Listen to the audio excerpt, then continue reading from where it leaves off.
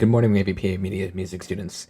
I hope you guys are having a wonderful weekend, and today is going to be a lot of fun. So today we're continuing on the topic we discussed last week, which is mixing music and preparing it for digital distribution on a service like Distrokid. So what we're doing today is we're going to mix the other score contribution to the Memento or Bus score. So for the last couple weeks, I've been using the score for the 48-hour stay-at-home film festival short that Roland and I co-composed remotely together. So for the last couple weeks, we went over my contribution to the score, which is the horror elements.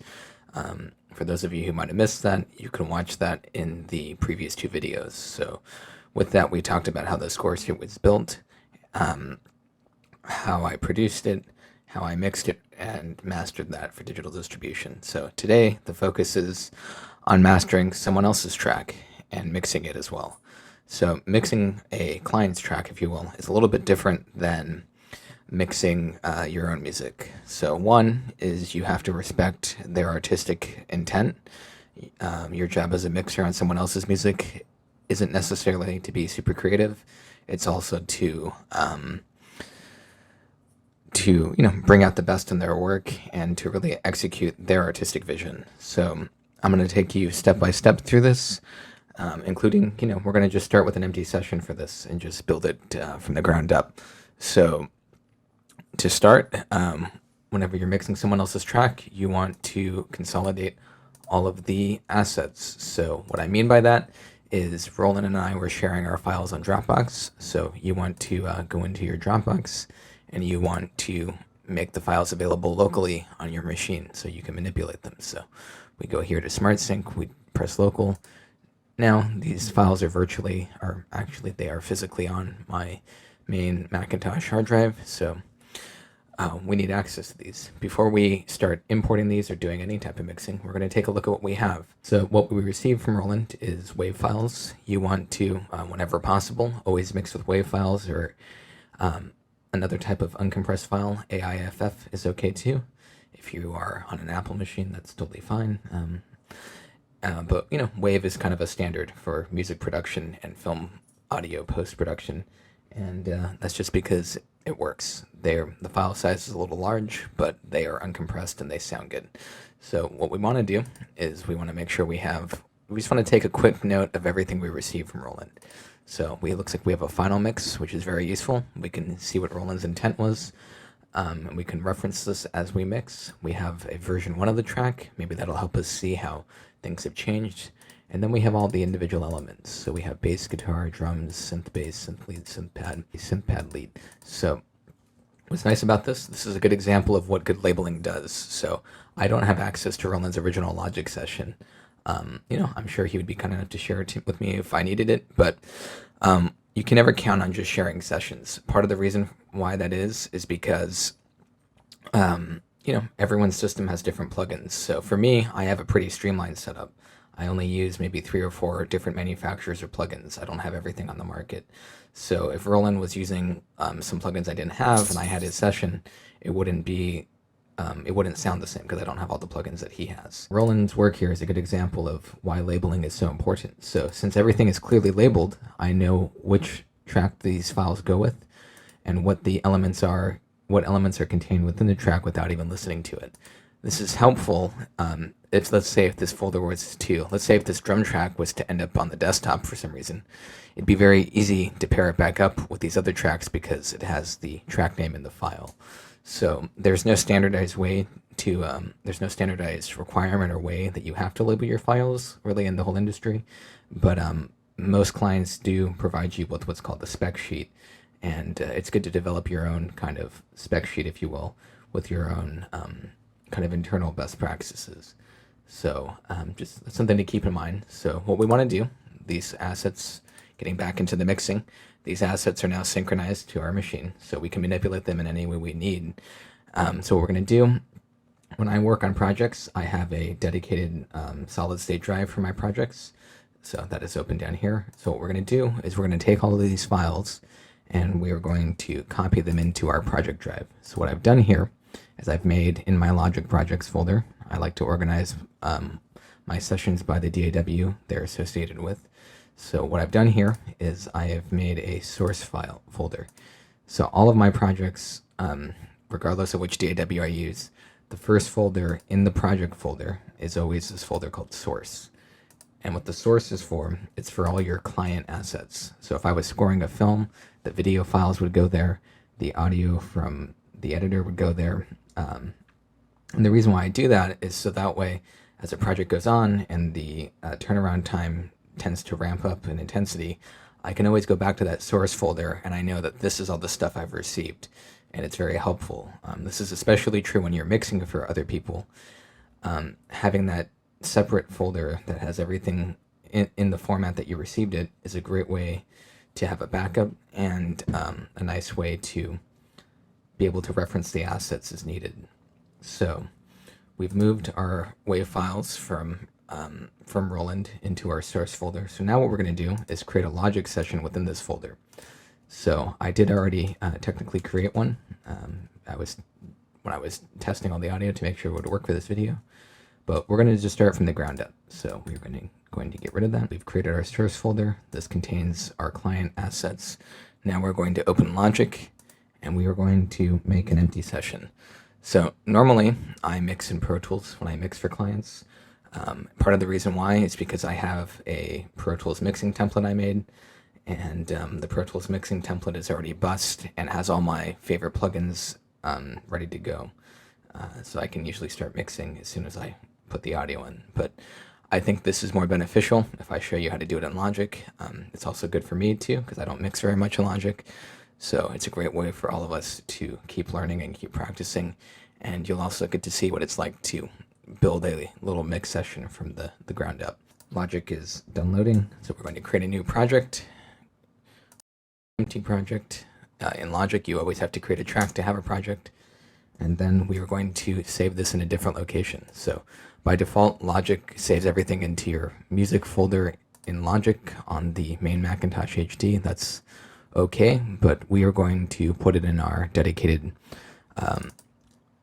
Logic folder. So it's called MOB-RB Mix. That stands for Memento or Bust Roland Bingaman Mix. So we have our source folder here, which has all of Roland's stems. We're going to put the project in the project container folder.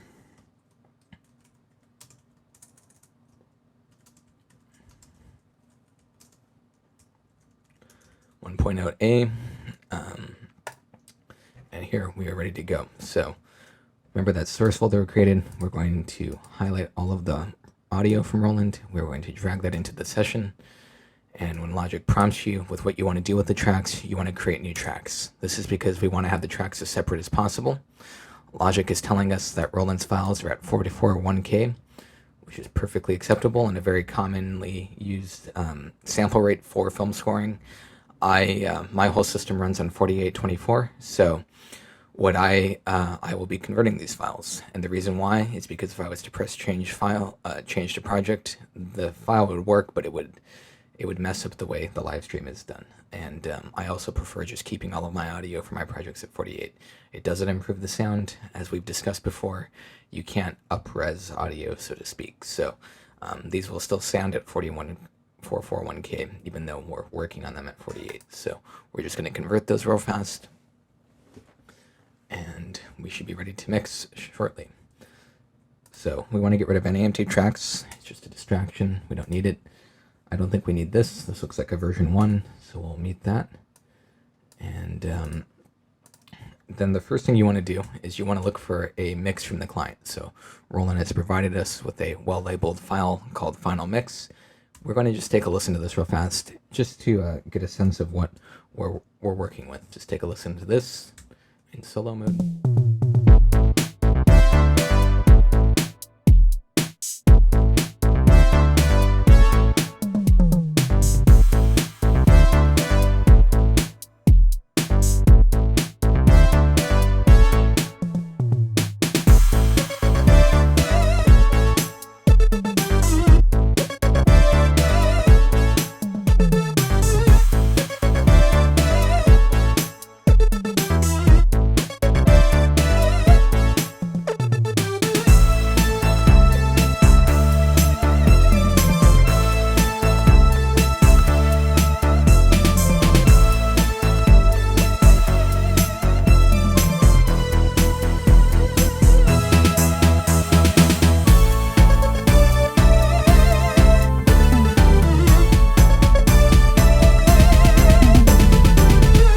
we've listened to it. It sounds like it's working. Now we want to listen to the stems and keep this in mind with what we just heard and make sure we're hearing all of those elements. If not, then we need to talk.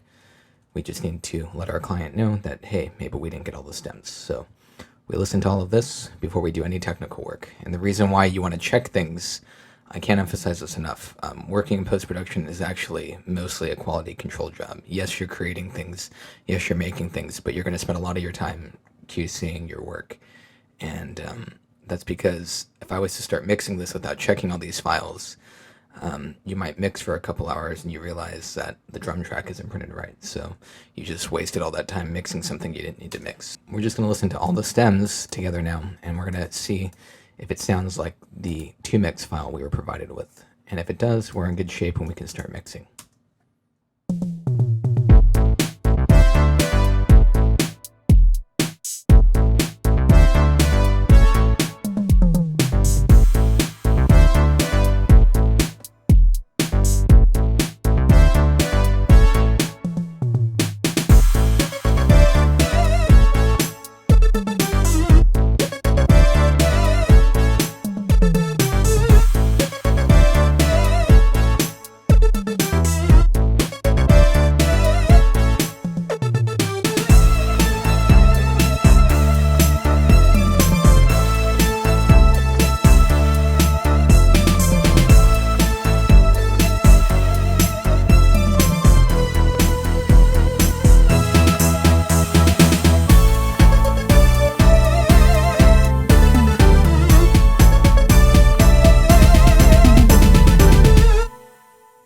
Okay, so it sounds like everything is in there. You'll notice the track was getting pretty hot.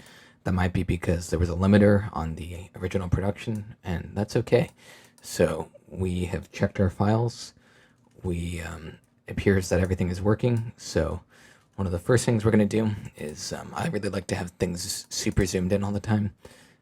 We're going to put fades at the start of this track. So we're going to open our fade tool, and we're going to just do that. It's just a good kind of insurance practice on your files to do this, and it just ensures that you will not have any clicks or pops on the starts and stops of your regions. So it's kind of an old thing, but it's helpful to do that. So we've done that, and we've imported our files. We've checked our 2-mix against our 2-mix or full mix against our stems. Everything appears to be working okay. So we can mute this mix from Roland. We're going to keep it here as reference to check our work and our progress. And now it's time to start mixing. So like we talked about last week, we're going to start with some static balancing. The first thing we're going to do is we're going to pull everything way down. We want our output to be hitting -6 so that way we can have a pretty clean master. So we're going to pull that way down. But before we do that, I almost forgot an important step. We need to check our BPM on this. So to check your BPM from any audio file in Logic, a cool thing you can do is you go into metering, you go into BPM counter, and whatever you feed into this BPM counter, it's going to tell you what the tempo is of that file in real time. So let's go back to our full mix here. And let's just watch what this says. And the reason why we're checking our tempo is we want our BPM of our session to be locked in with the BPM of the audio files. And the reason why we want this, if while we're mixing we decide to make a creative mix decision and add some stereo delay that's bouncing left and right, we want those repeats of the delay to be in time. So it's very important that we have this. Let's say if we have our session at 120 and this audio file is 122 and we put a stereo delay that's bouncing audio information left and right, it's going to be bouncing that information to BPM behind the actual track. And over time, that's going to start to sound really bad. And I don't, it's one of these things where you just need to check. If a piece of music was recorded with the click track, which it sounds like this one was, it's in your best interest to figure out the BPMs from that. Another way you can get around this is when you ask for files from a client. I did not ask this from Roland, so normally, if you are producing someone else's music, it's a good idea to have them give you an audio click track. So they give you the click track in audio form from their end, and you have it in here as reference. You can also take a MIDI click track, but I would recommend doing the audio if you can only have one of them. So we're going to play this again, and we're going to see what the tempo is. All right, so it's telling us 120. That's good. Pretty straightforward so far. I don't think I heard any tempo changes on the track, but we're going to listen to the whole thing one more time. It's a good way for us to get a sense of what the track is about and kind of the feel of it. So this is very loud.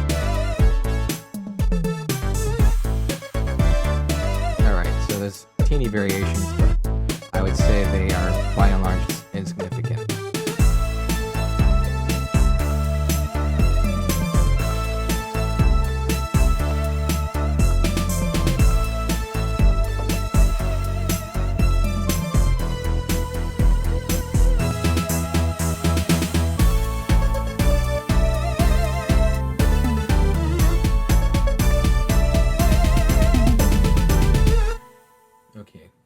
All right, great. So this is at 120, and we can start doing our mix now. So we've pulled the tracks down. Let's see where we're at with the overall loudness. Okay, this is much better. This is a doable print volume for doing a master. So we're going to start by opening up two of the most important plugins I use all the time. Insight for our metering. This helps us just see how loud things are. It doesn't affect the sound. It just tells us what's leaving Logic, and it helps us prepare the audio for digital distribution. Then we're going to open up the second most important plugin. If this was a film score mix, I would not be using Ozone. And what I mean by that, if this was a mix going to the dub stage, you don't use any stereo bus compression. You just do the mix because they're going to apply compression and on the print master of the film, which is the final audio of the film. So you want to just leave the audio uncompressed if you're sending this into a film. But since we're doing this for an original soundtrack album release or an OST release, we can hype it up and make sure the track is at listening volume, proper streaming listening volume. So we've opened Ozone just like last week. We're not going to actually use it just yet. We're going to be using it as a tool to go into mono. So we're actually going to start in mono. Just like last week, we want to start the mix in mono. And that's just going to help us get the track more balanced. There's a really cool free plugin. I think it's still available, called Manipulator. I will put a link to that below if it's still available. And you can turn your bus for free into a mono bus. It's a very nice tool. Also in Logic, if you decouple this, you can listen to the left or right side of the mix, but it's a little weird to do it that way. All right, so let's just see, before we start using any of that stuff, let's just do a quick pass of static balancing. All right. I think the drums need to be a little louder. Before I do this, this is my own thing. I like to have my tracks in the order that I have all my sessions in. So let's see here. I like to have melody stuff on top and the low stuff on bottom, and I usually have percussion on bottom. Some people like it at the top. I like it on the bottom of the track. So we're going to assign some track colors. For me, drums are as close to red as you can get in Logic without making custom colors. Synths are teal. Basses can be blue. Usually bass guitar is yellow for me for some reason. And then synth pads are teal as well.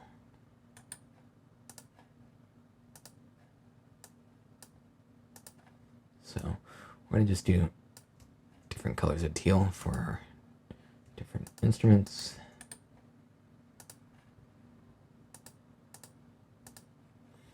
And for me, this just helps me quickly know what it is I'm actually looking at while I mix.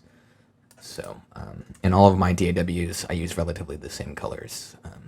So I just know that drums are red or orange, synths are some sort of green or teal color, bass guitar is yellow typically, and like electric guitar would be green, orchestral brass would be blue, strings would be brown, etc. So I just do that because I have to manage all these projects on my own, and I quickly know that if I have to work on multiple projects in a day, what all the elements are without necessarily having to read all the tracks Yeah, it just helps. And it's also nice to look at. Logic is a very pretty interface to look at. So, all right. So Logic has already given us a compressor and EQ on every channel.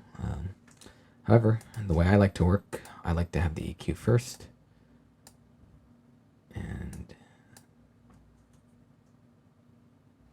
so,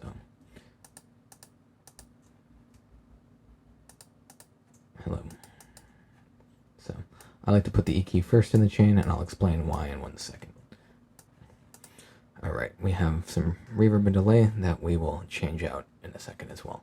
So we're going to just do a quick pass of static balancing real fast. And to review, static balancing is just where we're adjusting the overall volume of every track before we start automating it and doing detailed fades. So we're just establishing our mix intent. So to me, the drums need to be a lot louder.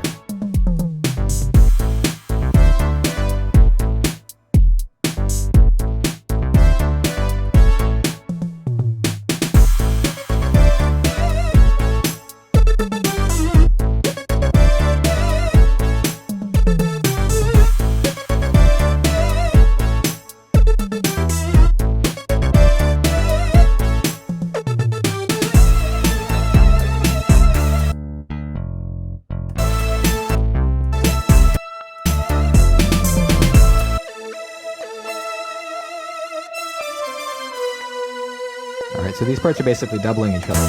So you won't hear it in mono, but we will pan these in a second. So in Logic and in Cubase, audio files, if you just start panning it this way, it's not actually really panning. This is an important thing to note. So if I take, this is the most extreme example, if I take my drum track here, which is an entire drum bus, and I just pan this, you're not actually moving the whole track to the right. You're just turning the left side down. So this is a balance panner. It's basically useless in contemporary music production. I have no idea why Logic does it this way, but if there's a history to that, I'd be happy to learn why. But that's beside the point. So anytime you're mixing in Logic or Cubase, and Cubase does the same thing for reasons I don't know either. I'm sure there's a reason for it. I just don't know why. What you want to do is you want to highlight your tracks, you want to right click, and you want to switch these all to stereo pan. And what that does is now when I pan this, it's going to move the entire drum image to the right. You hear how much bigger that sounds compared to if I go into balance pan? Right? If I'm here, all I'm hearing is like a tom and some cymbals. I'm just hearing the right side of the track. And then I'm just hearing the left side. If I go into stereo pan, I'm actually hearing the whole mix get moved. Right? So this allows for actual spatial movement of the audio. And it's actually moving the whole stereo image left to right, and not just the right side of the stereo image or the left side. It's taking the whole image and moving it, which is much better. So the drums are going to stay right in the center, but I just wanted to point that out real fast. Even though we're not in mono yet, we're going to just do a quick pan of everything, and then we're going to go back in mono and check our volume. And you'll notice we're moving really fast compared to when I was mixing my own track. Part of that is because it's easier. I think it's easier to be more objective with someone else's music than your own music, because you have to create things and program things and edit things. Whereas this, I'm just getting to purely be a mixer. 2, the track is well produced, and it's important to keep that in mind. We don't really need to do anything to this track to fix it. All we're doing is just trying to enhance things we like about the track. So what we're going to do real fast, we're just going to pan a couple things. And I noticed a couple of these synth leads are playing the melody at the same time. There's no need for this to be right up the center of the mix. So we're going to just try to widen our mix a little bit, and then we're going to unwiden it by listening back at it in mono. So let's just start from the top.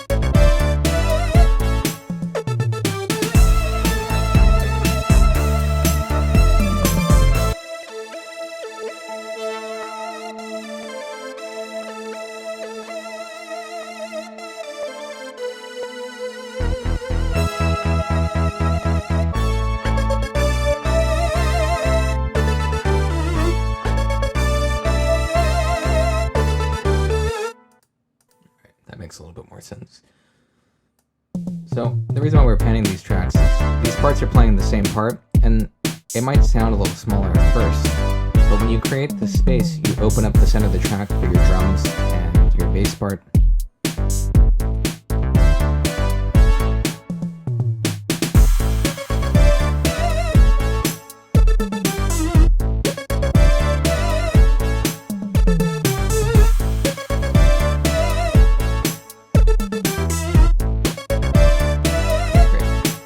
This is already feeling pretty good.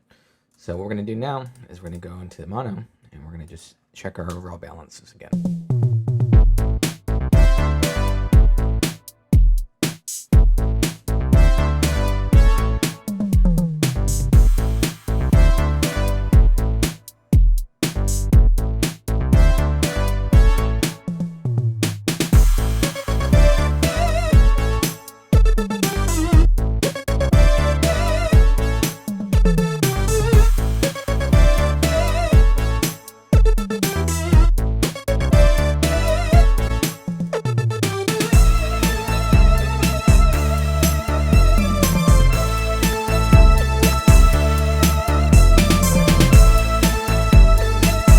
See how when I'm in mono, I can still hear everything? That's a good sign.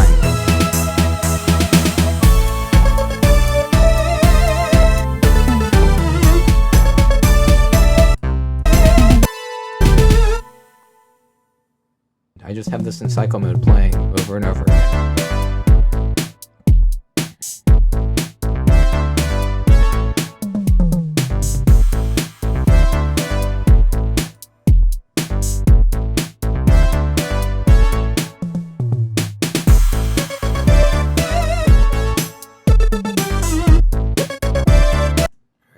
A cool thing you can do if you know that you don't have to deliver a ton of stems. This is the final mix for this track. We don't have to print stems and turn them into a dub stage and deal with that logistic. This is purely an artistic mix endeavor for an end listener experience, if you will. So what you want to do is you want a cool way to mix efficiently once you kind of have a general balance going is to actually do what's called top-down mixing.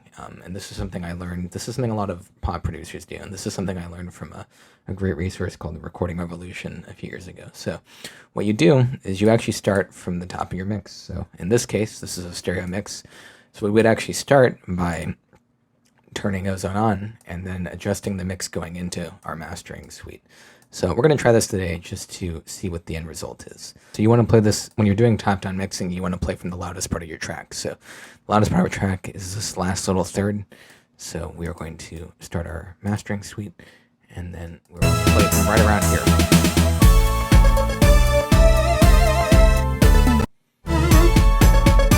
Let Ozone do its magic. Give it a little bit more audio.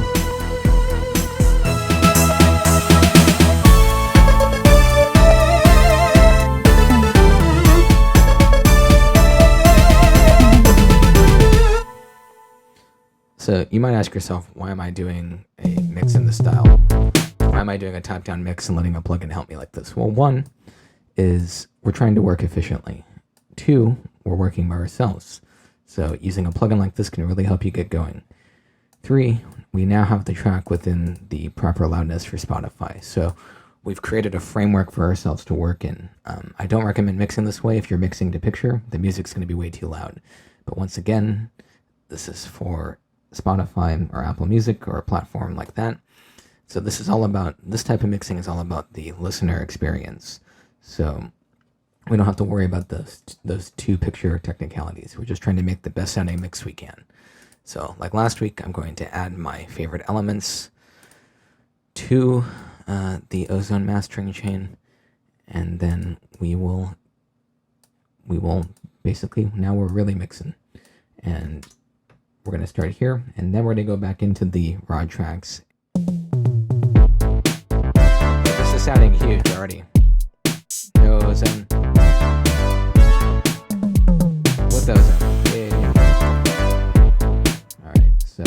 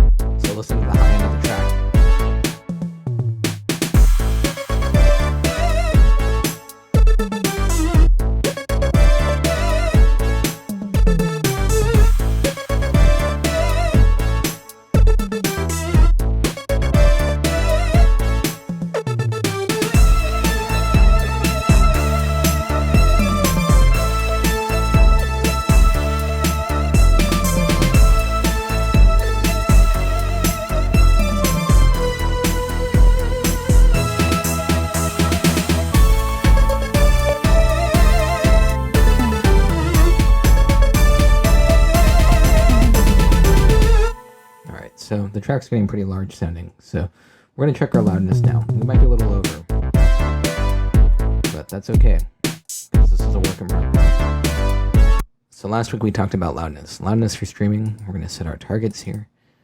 So to review, our target loudness for streaming, for Spotify at least, is going to be -1 peak with the 14 luff as our average. All right, so let's see what this is like from the top.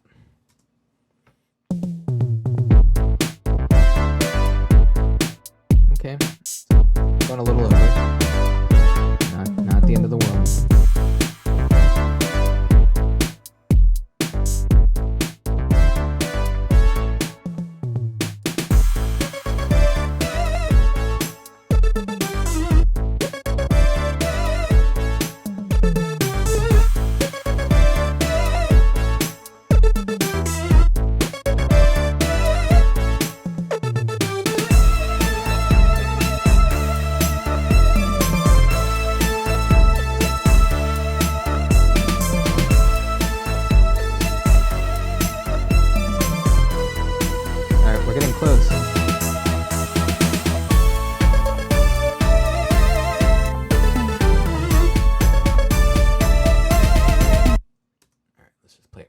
So let's just see what the average loudness is now.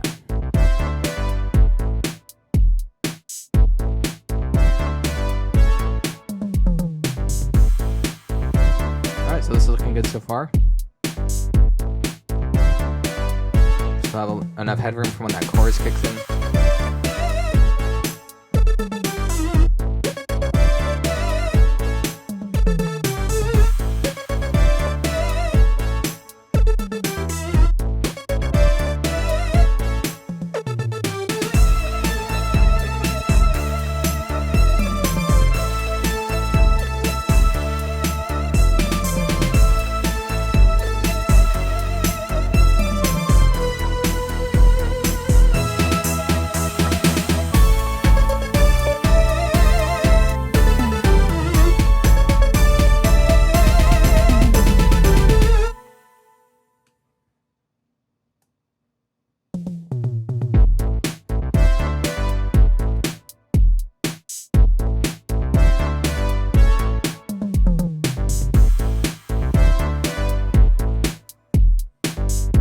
We're in the ballpark.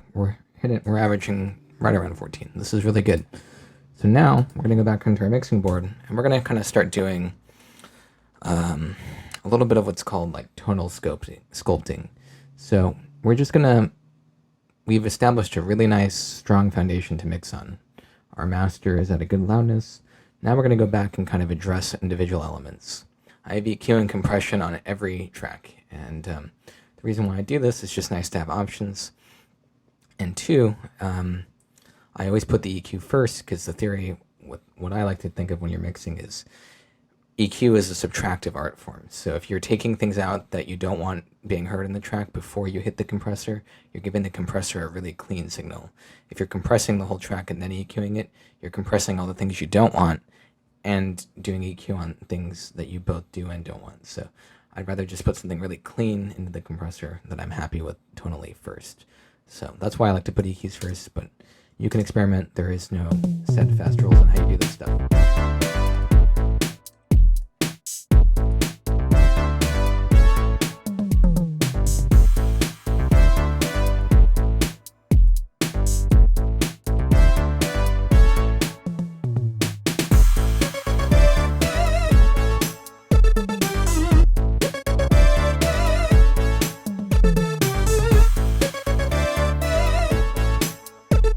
Typically, if you just start taking out a little bit of low end from all your tracks, you're going to start to really clean up the mix. You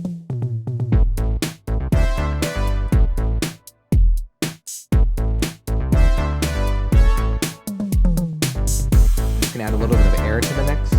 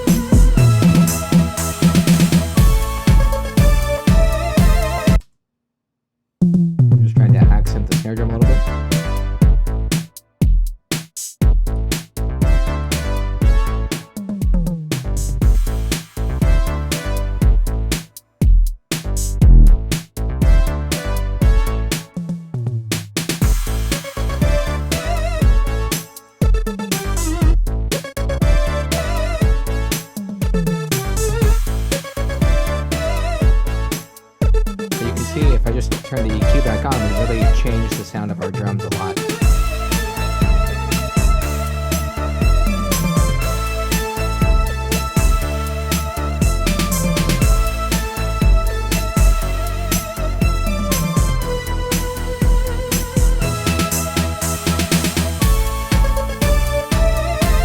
On a really high sound, you don't need all this low end. On a really high sound, anything that's really low is just going to be causing a rumble and adding things you don't need to the track.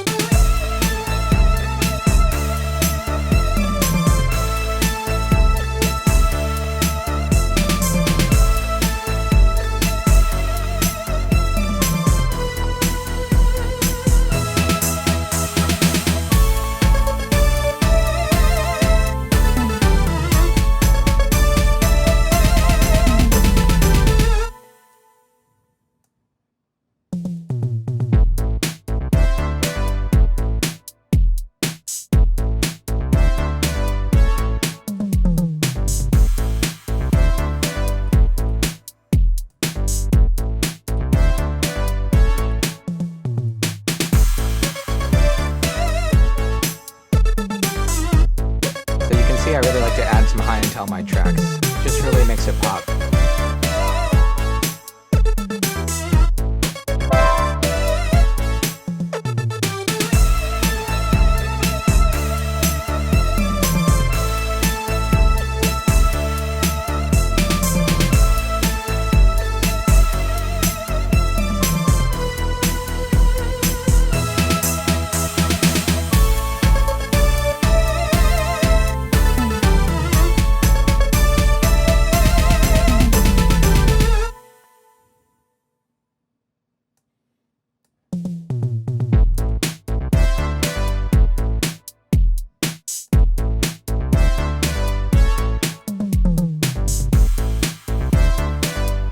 So you can see I'm turning the analyzer on. It really helps. I enjoy looking at the spectrogram, but it also helps you just kind of see what you're augmenting while you mix.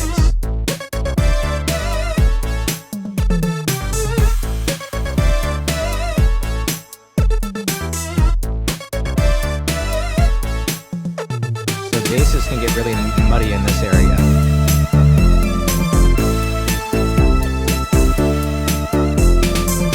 You want to be very careful when you do this, especially when you have headphones on. So like I said before, my headphones are not super loud. If you are boosting, if you're doing these Q sweeps, this is called a Q sweep, and you're wearing headphones, you want to turn your headphones down a little bit. You can really hear your ears doing this, so just be mindful of that. And you don't want to pull out frequencies that are tonal to the track. You just want to take out things that are maybe a little bit uncomfortable.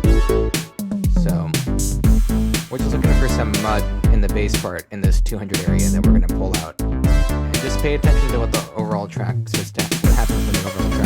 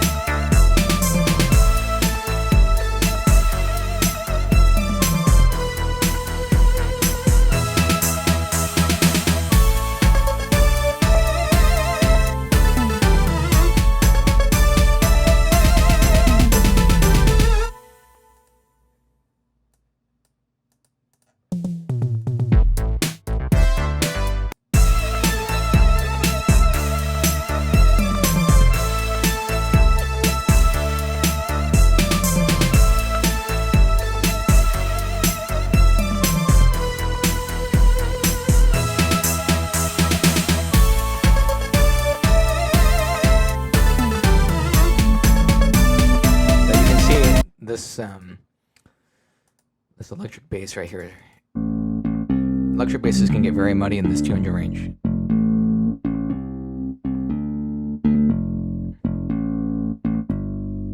Let's just take out a little bit of this mud.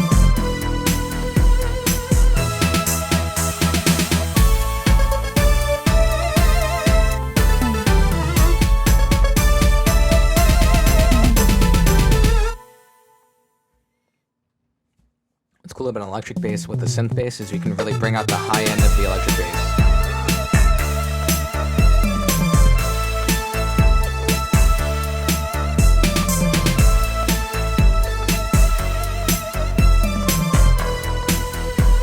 Yeah, see this? Adding in this high end of the bass is really going to make it pop, and it's really going to add a lot of energy to the track.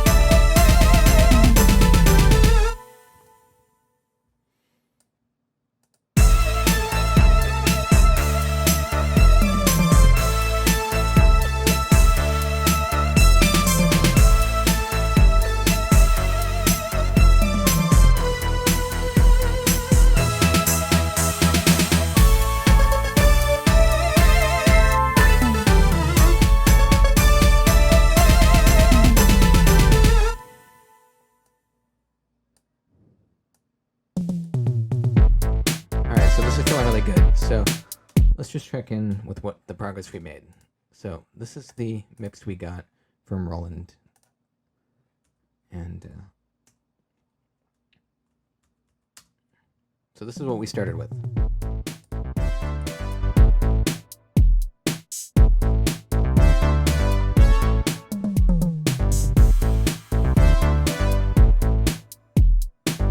All right, so we've done that. We've put our mastering on, and we've done a little bit of EQ. So this is where we're at. This is where we're at now.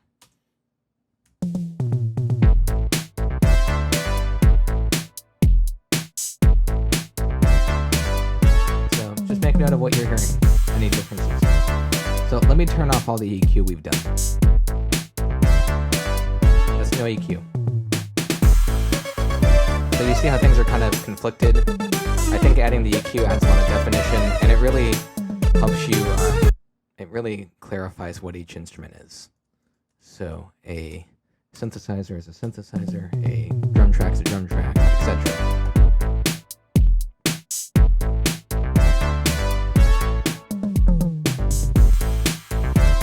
Alright, so now we're going to turn the compressors on. We're going to start with the drums.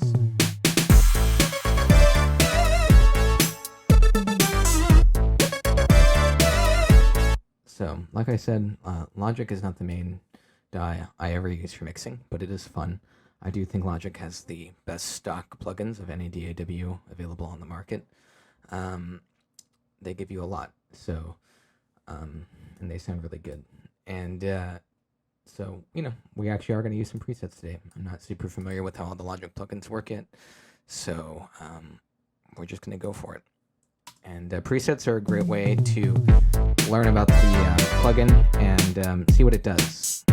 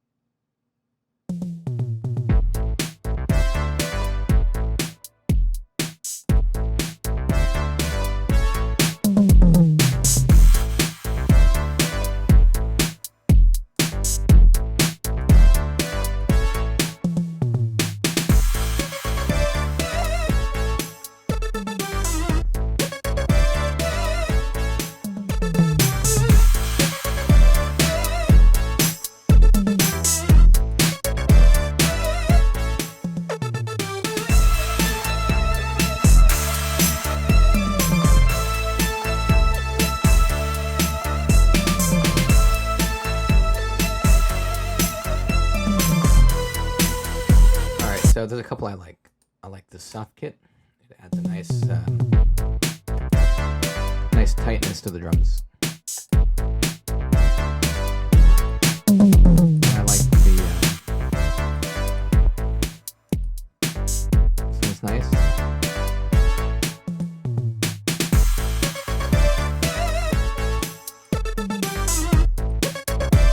I really like these opto drums. They really blow up the kick in a cool way.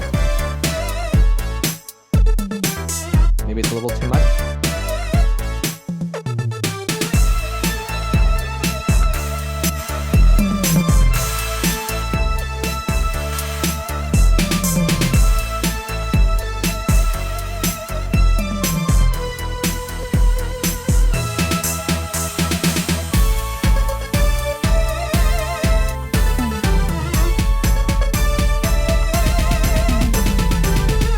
So I think for this track, I'm gonna go with this VCA soft kit. And the reason why is it's not coloring it too much. It's just really helping it sit in the mix. I really like this Oppo kit, but it might be too much.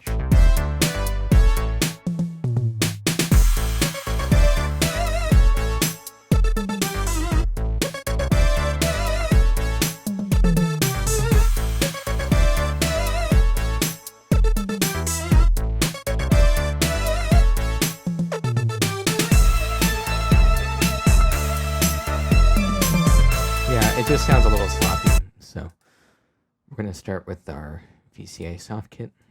Very nice.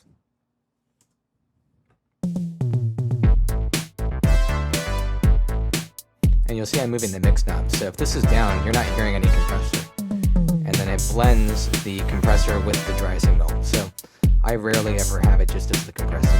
I almost always go for about 50%.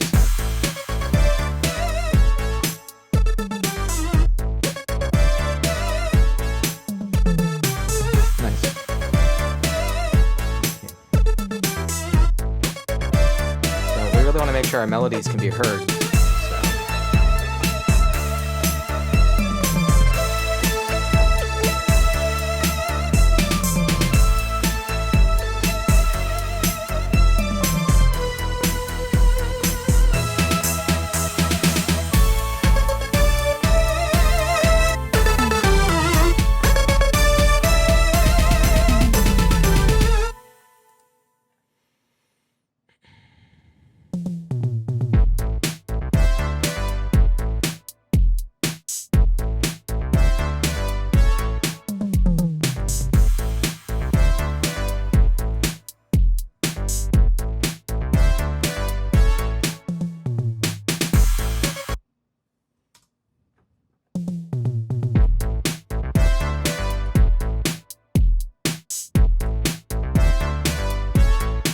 Really nice. So without it,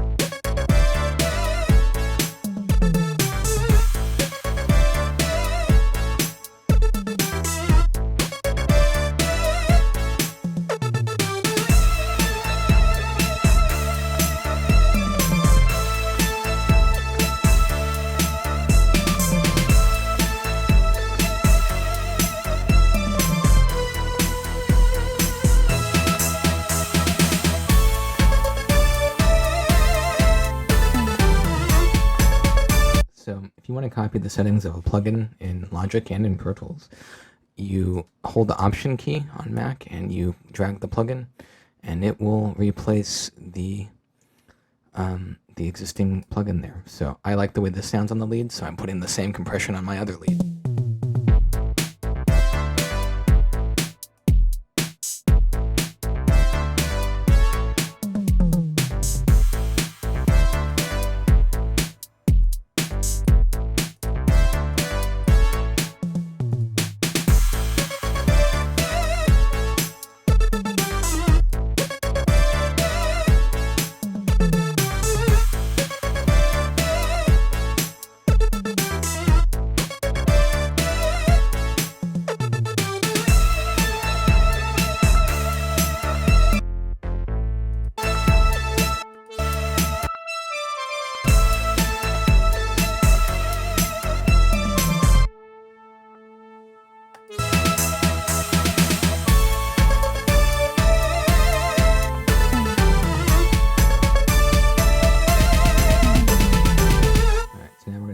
basses, and we're making really good time on this.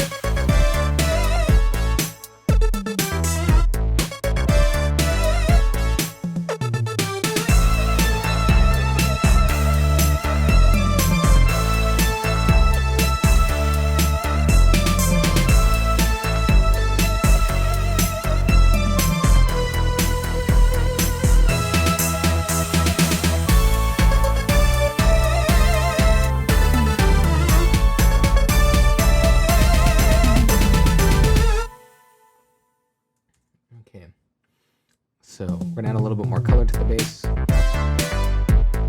I just can't help myself.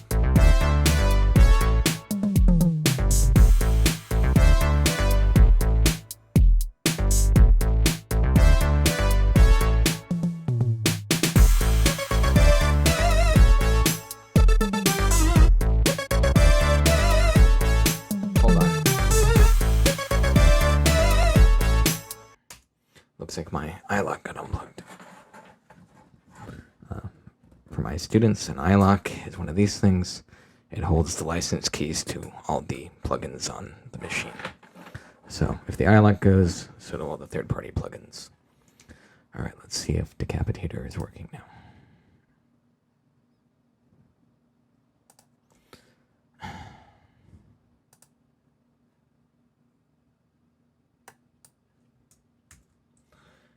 Interesting.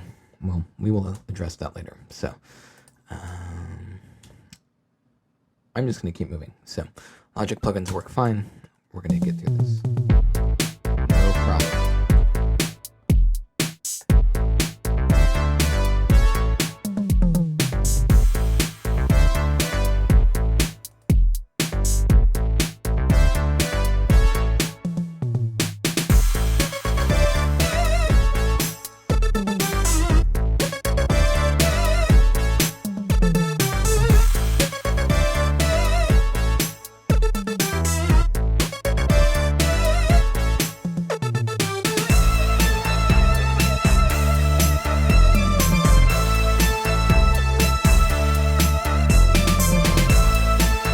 Last week in class, some of you talked about using distortion in your mixes, so this is a good way to do it.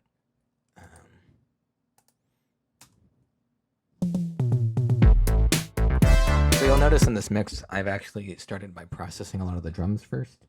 Part of the reason for that is in music like this, the drums are kind of the foundation, so whatever you do to the drums is going to affect everything else.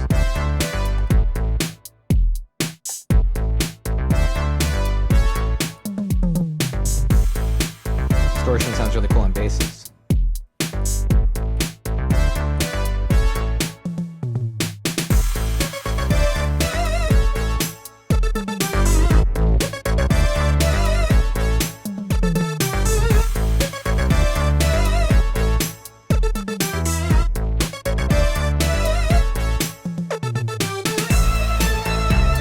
So whenever you're adding effects, you want the volume to stay where that static balance was. So we can do that by adjusting the gain on the plugin.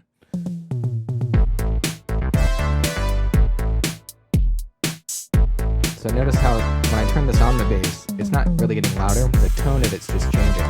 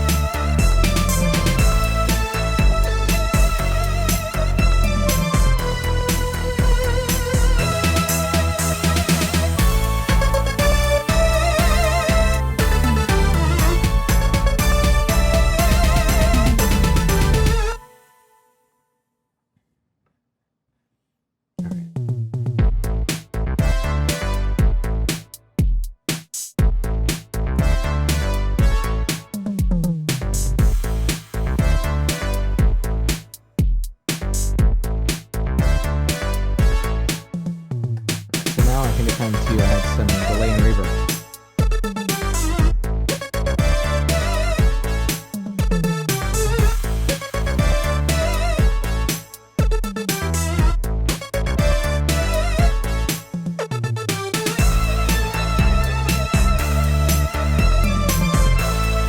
So we've established a balance we like. Now we're going to add some ambience to it to make it sound like it's coming from the same environment.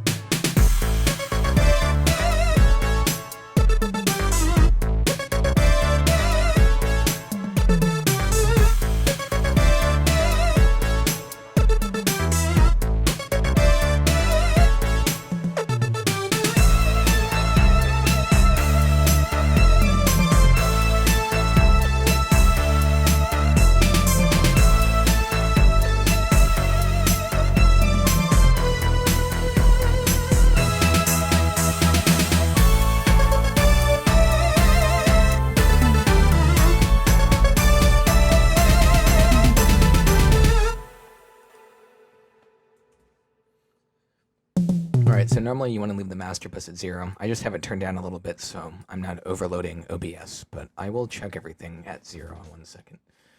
OBS is just very sensitive with loud audio, so I'd rather it not be clipping when I'm recording the feed.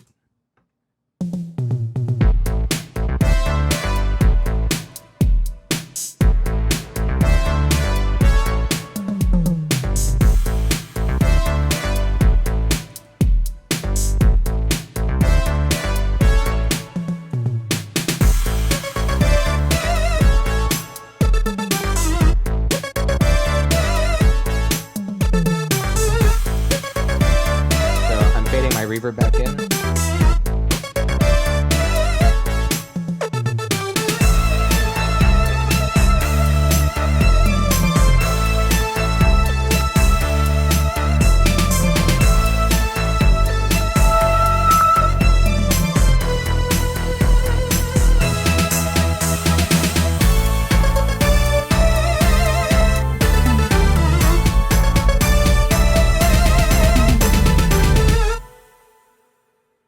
Cool. So we've done a lot to this. So let's take a step back. Let's take a listen to Roland's track again and see where we've come from. So this is what we started with. It is going through ozone. So that's okay. We're going to hear the tonal difference in 1 second. So that's Roland's reference track through the mastering suite. Here is our top-down mix through the mastering suite.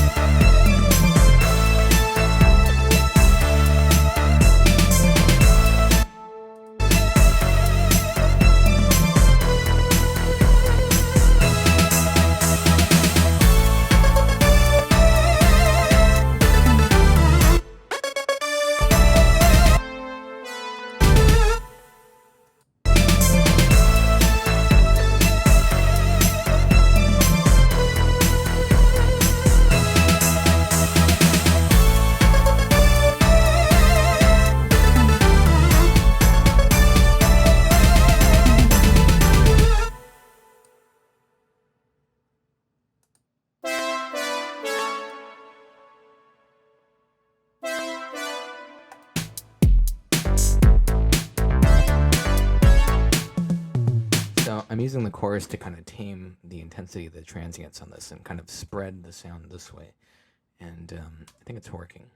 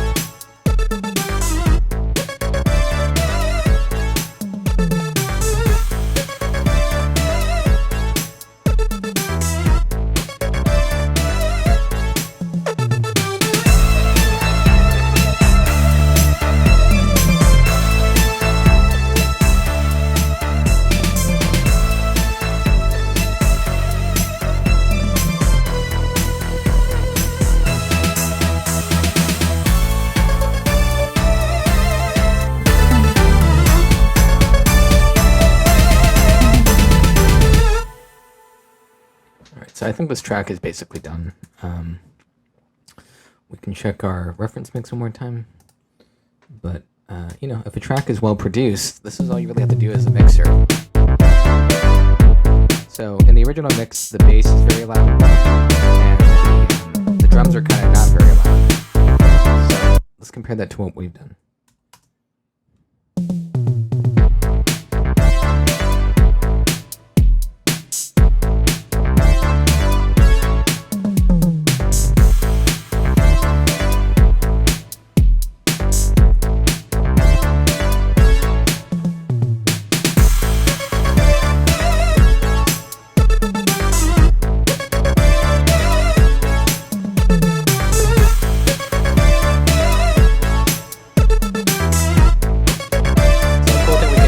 can put some EQ on the reverb.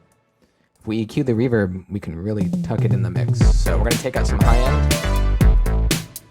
And watch what starts to happen. It really clears up the mix.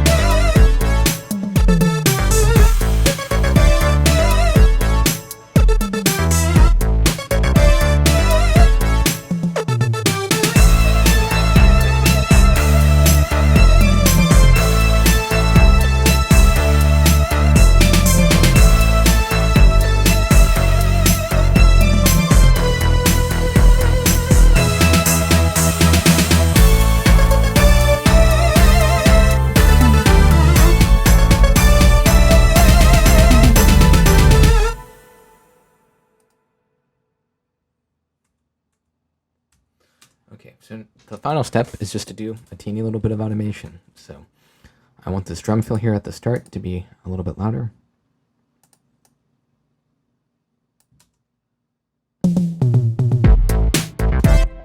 So without the automation.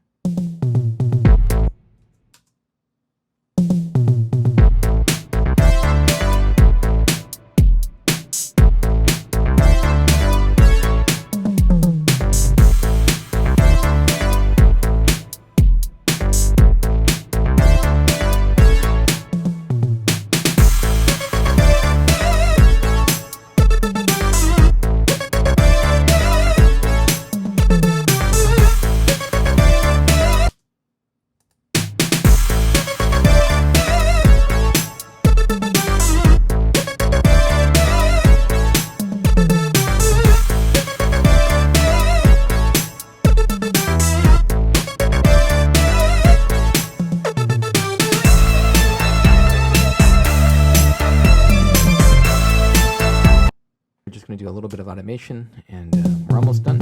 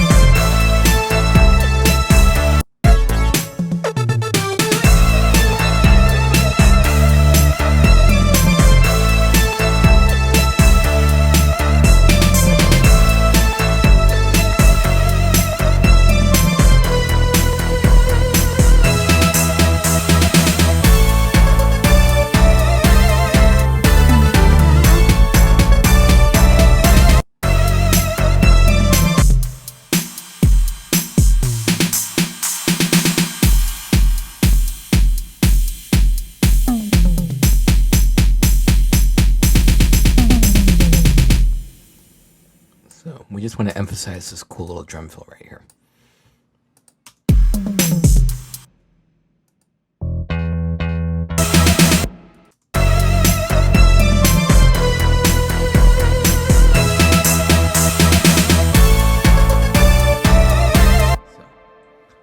subtle movements like that can add a lot of energy to the track. So here's the same section with no automation.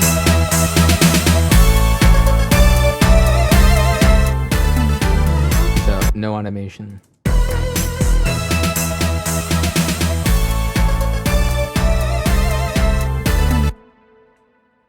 Just a little quick ride.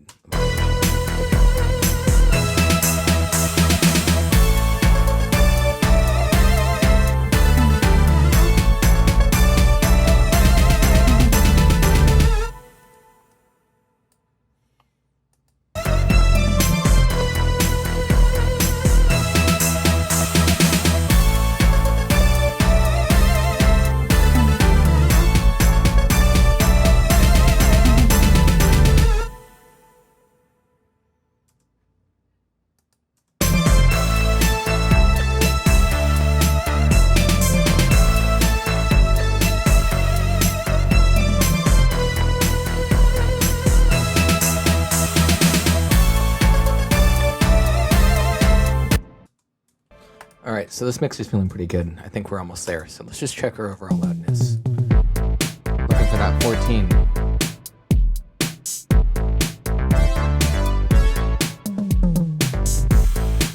All right, so we're a little bit over it. No problem.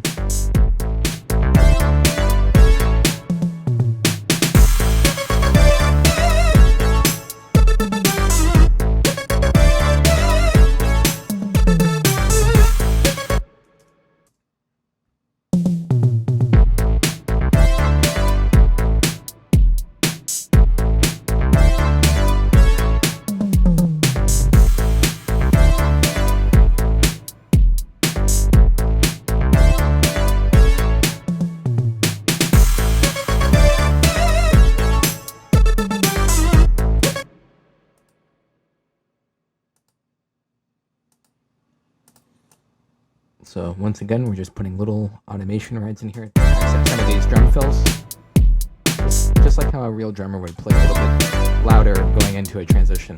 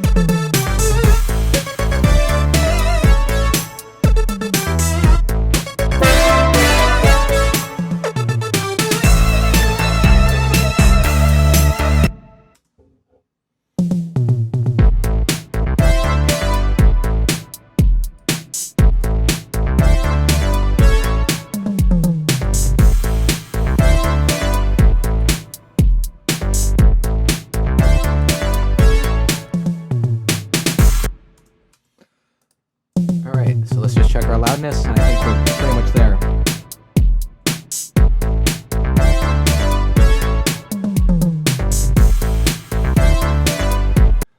Okay, so it looks like we're a little bit over the required loudness.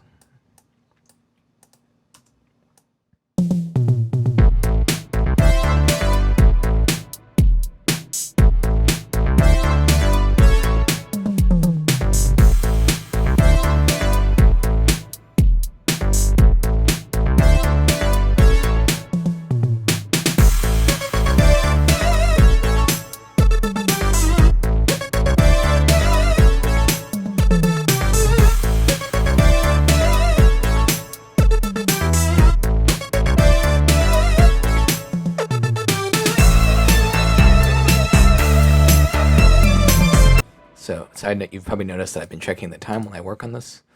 Part of the reason for that is I like to give myself time limits, so my goal is to bounce this by 11:30.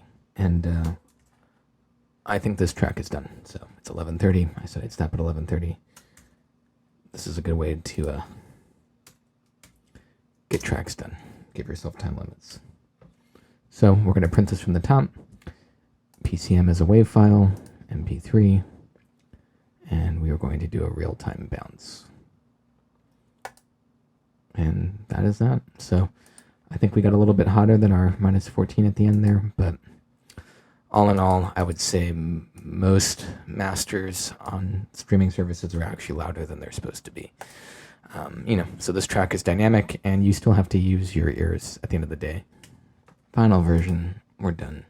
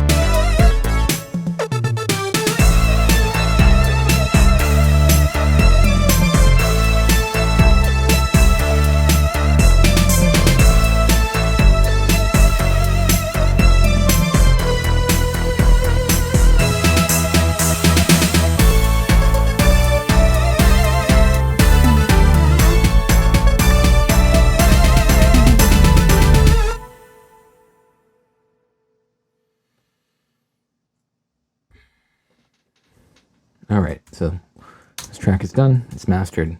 We'll do into Distrokid next week. Thanks very much, guys. I appreciate it, and have an awesome week. See you around.